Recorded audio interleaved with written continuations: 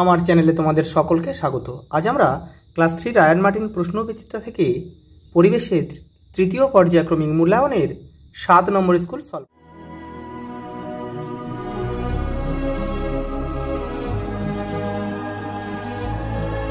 দেখো প্রথম প্রশ্ন, ছায়াপথে ছোট বড় অনেক তারা থাকে, রামধনুতে 7টি রং থাকে, মাদুর শিল্পের জন্য কাঁচামাল লাগে সাবাই ঘাস, ধান এবং পাট হলো কৃষিজ সম্পদ, মাটির হাঁড়ি কলসি তৈরি হলো একটি কুটির শিল্প। পরেরটা দেখো, শূন্যস্থান পূরণ করো।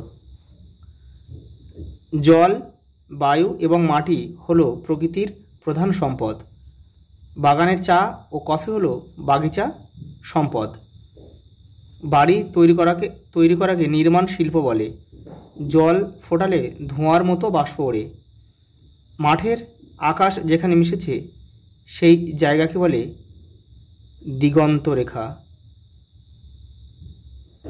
দিগন্ত রেখা বলে।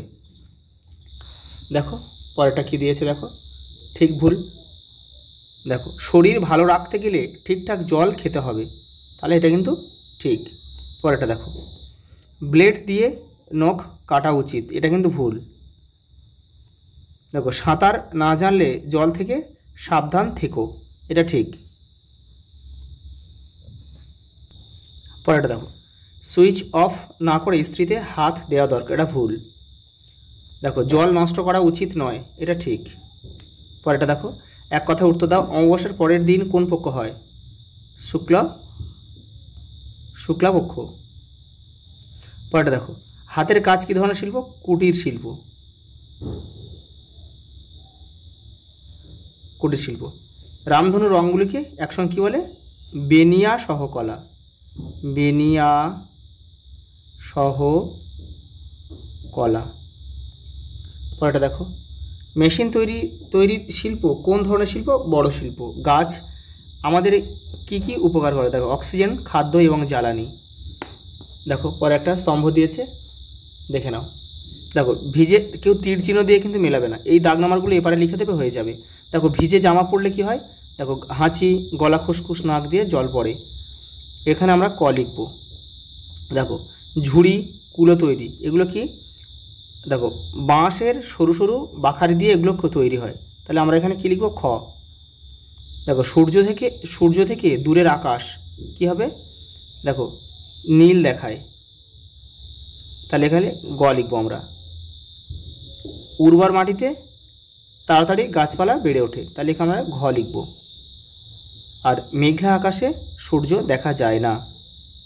দেখো পরে দেখো, টিকা লেখো।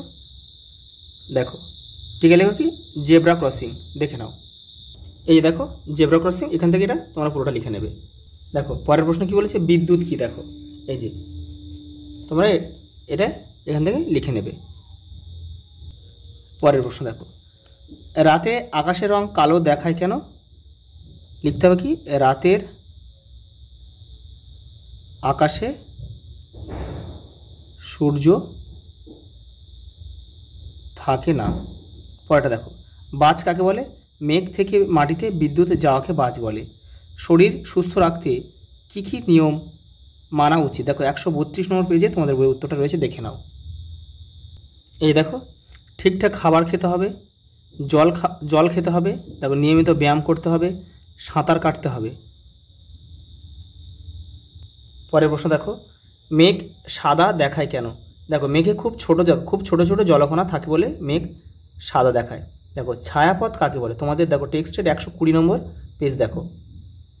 এই যে দেখো, কখনো কখনো আকাশের একদিক থেকে অন্য দিকে অবধি একটা আবছা আলোর আভা ছড়িয়ে আছে দেখতে পাবে, এই আবছা আলোর আভাটাই হলো ছায়াপথ। দেখো, ছায়াপথে কী থাকে? দেখো, ছায়াপথে ছোট বড় অনেক তারা থাকে। দেখো পরের প্রশ্ন কি বলেছে? দেখো, দিগন্ত রেখা কাকে বলে? তোমাদের বইয়ের 129 নম্বর পেজে রয়েছে উত্তরটা। এই যে দেখো, এই যে দিগন্ত রেখা বা দিক চক্ররেখা, এই যে এখানে এইটা তোমরা লিখবে, আকাশ যেখানে মাটিতে মিশেছে সেটা তাকে বলে দিগন্ত রেখা বা দিক চক্ররেখা। দেখো পরের প্রশ্ন, জল দূষণের ফলে কী কী রোগ হতে পারে? দেখো, কলেরা, ডায়রিয়া, আমাশয়, টাইফয়েড। পশ্চিমবঙ্গের প্রধান কয়েকটি বনভূমির নাম লেখো। দেখো সুন্দরবন রয়েছে আমাদের পশ্চিমবঙ্গের একদম দক্ষিণে, জলদাপাড়া উত্তরবঙ্গে রয়েছে, গরুমারা, আর রয়েছে হাসিমারা, চাপড়ামারি, এগুলো সব কিন্তু উত্তরবঙ্গের বনভূমি। পরেরটা দেখো, পায়ে জং ধরা পেরেক ফুটলে কী করতে হবে? দেখো দেখো টিটেনাস ইঞ্জেকশন নিতে হবে। পরেরটা দেখো, জ্যোতিষ্ক কী? দেখে নাও জ্যোতিষ্ক কী। আকাশে অবস্থিত যে কোনো বস্তুকে জ্যোতিষ্ক বলে, যেমন নক্ষত্র, গ্রহ, উপগ্রহ। আজ এই পর্যন্ত, দেখা হবে পরের ভিডিও।